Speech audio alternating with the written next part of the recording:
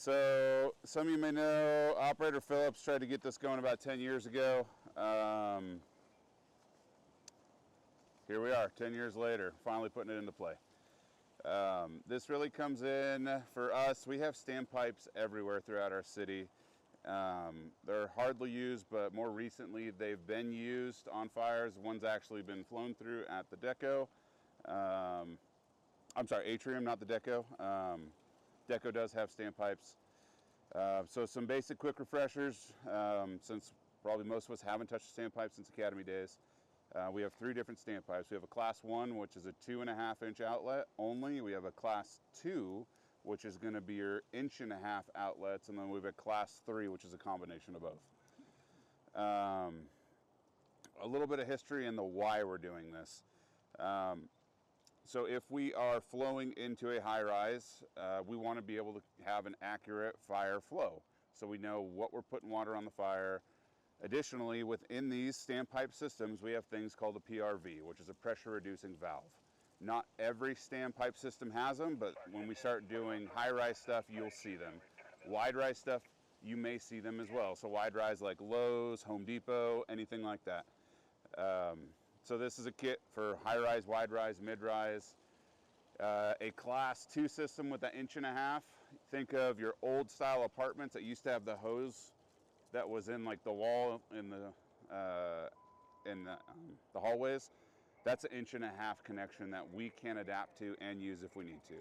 We're going to run a basic ground school right here and how this whole system kind of fits together and works. Go over a little bit of history, then we'll run a scenario, and we'll get you guys in and out of here without about an hour. Sweet. So pretty simple. So basic history. This truly comes into play, and unfortunately we learn when firefighters die and rules have to change after that. So in 1991, let me get to my page here, I got some notes. We had the One Meridian Plaza fire back east. 38-story building, started on floor 22. They had over $100 million in property loss, 24 injuries, 8 near misses, and 3 deaths, and the fire burned uncontrolled for over 24 hours. Not every floor was sprinklered. Some had partial sprinkler systems in there.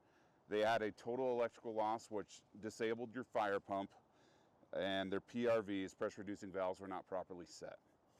So in 91, the minimum PRV pressure was set at 65 PSI at the standpipe valve.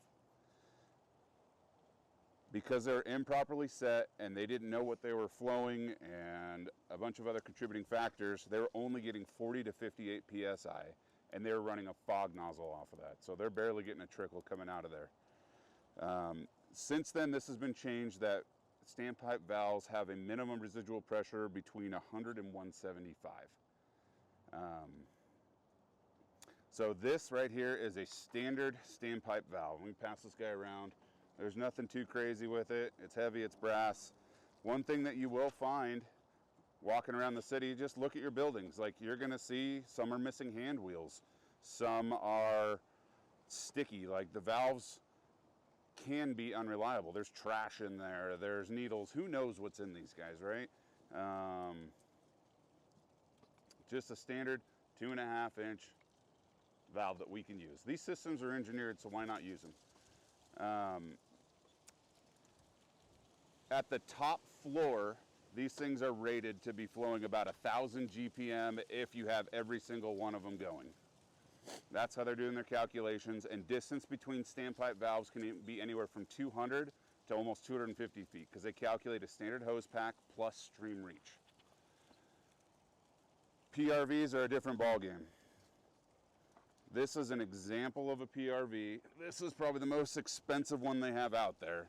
Please don't drop it. This is $2,500, and they're loaning this to us. It's been cracked. So if you happen to come across this style, the practice is that we want to open this thing all the way, so then we can get maximum flow out of this. This will have a little wrench next to it, and it's just a little pin wrench. You stick it in there. To increase, you turn it that way. To decrease, you turn it that way. The Nugget is its own beast. it has two styles of standpipe valves. In the east tower, it has PRVs that are not adjustable. In the west tower, it has adjustable PRVs. This is what you're going to see most likely out there when you're out looking at PRVs. It's going to look like this guy. It's got a pin. Pull that pin and then you can adjust the collar to adjust your pressure coming out of there.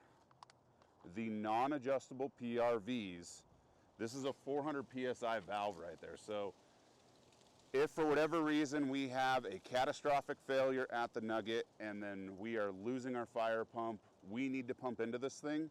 To overcome that first floor PRV, you need to be pumping 300 PSI into the Nugget.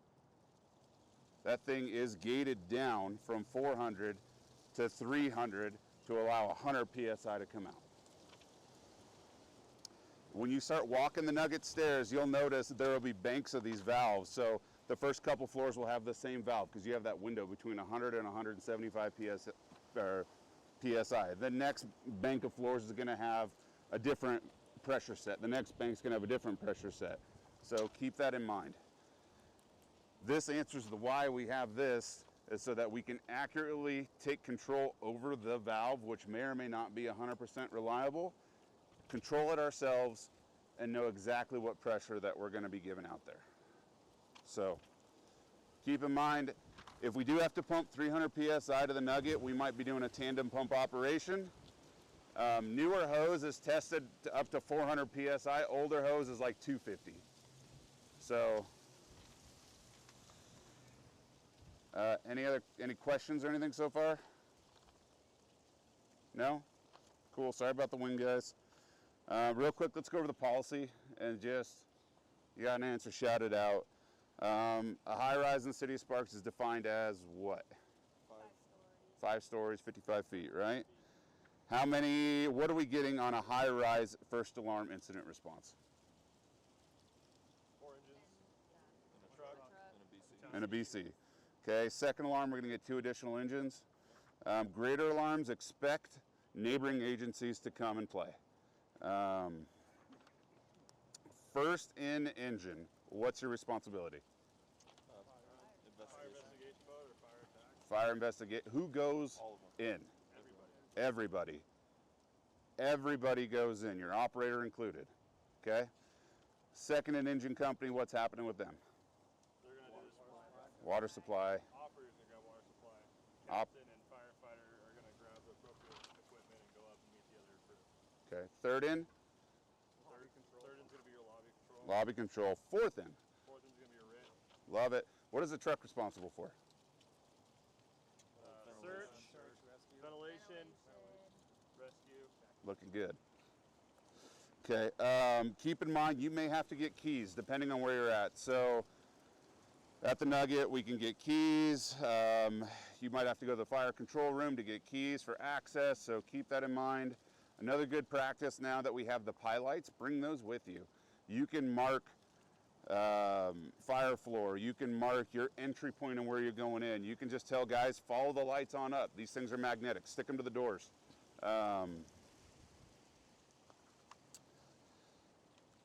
Other than that, I'm going to turn over to Winnie. Winnie's going to go over what's in the bag itself, and then we're going to run our scenario.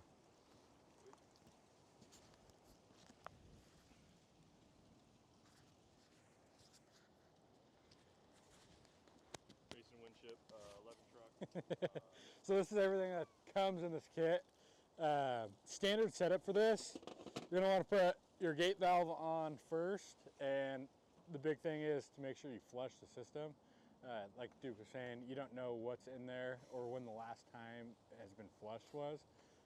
So you can stick this on, turn your valve on, and get that water going because it will take a few minutes to get up there.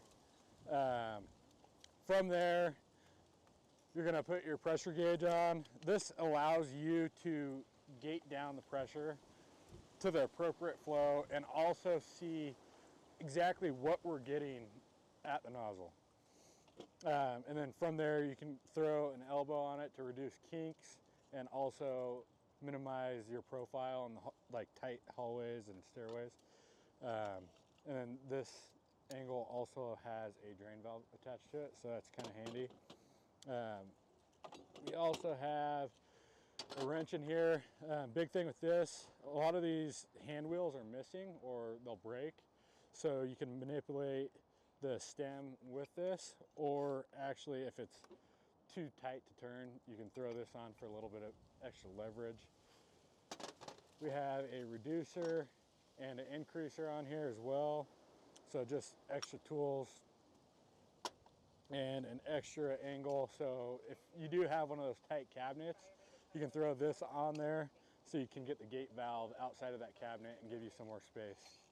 And then last thing in here is a door clamp, just to keep that door from shutting on you and kinking your hose.